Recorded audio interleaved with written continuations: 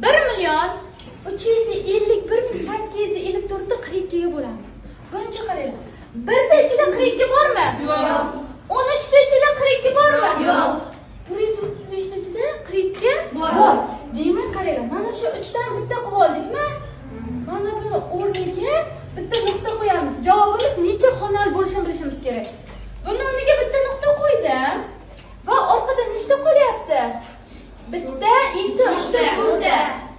Ikkita, uchta. Necha xonali javob bo'lar ekan? 5 xonali javob bo'lar ekan. Mana 4 ta o'rniga 4 ta qo'ydim, mana bu uchun bitta qo'ydim. Endi qaranglar. 135 ta ichida 42 necha marta bor deymiz-ku? Buni nechtaligini ko'pimiz fahmlay olmaymiz. Shuning uchun 13 ta ichida 4 necha marta bor? 4 kara necha 13 ga yaqin? 3 kara. 3 tadan beramiz. 3 kara 2. 6. 3 kara 4 12. Ayirsak. 5 dan 6 ayirib bo'lmaydi. 15 qarz beramiz. 15 dan 6 ayirsak 9. Birda tushiramizmi? 91 da ichida 42 necha marta bor? 2 marta. 9 da ichida 4 necha marta bor? 2 ikkitami? Ikkitadan beramiz. 2 kara 2. 2 kara 4 ayirsak yetdimi? Endi 8 ni tushiramiz. 78. 78. 4 kara necha? 7. 1 kara 2.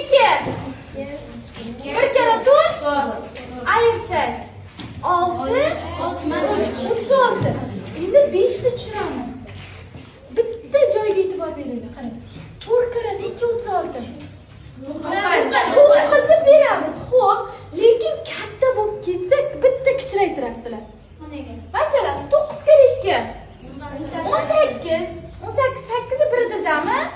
9 kara 4 36. Dildaga qo'ysak 37 bo'lib ketadimi? Bitta katta bo'lib ketsa mana 9 o'rniga 8 qo'yasizlar. Tushundingmi? Endi ketdik. 8 kara 2 16. Biri dilda. 8 kara 4 32. 32 dildagi bilan ayirsak 15 dan 6 ni ayirsak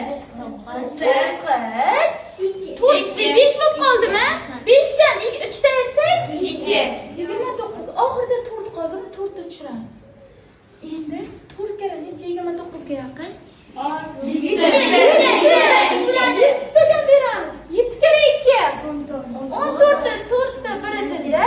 7 kara 4 28. Men ayirsak tushunarlimi?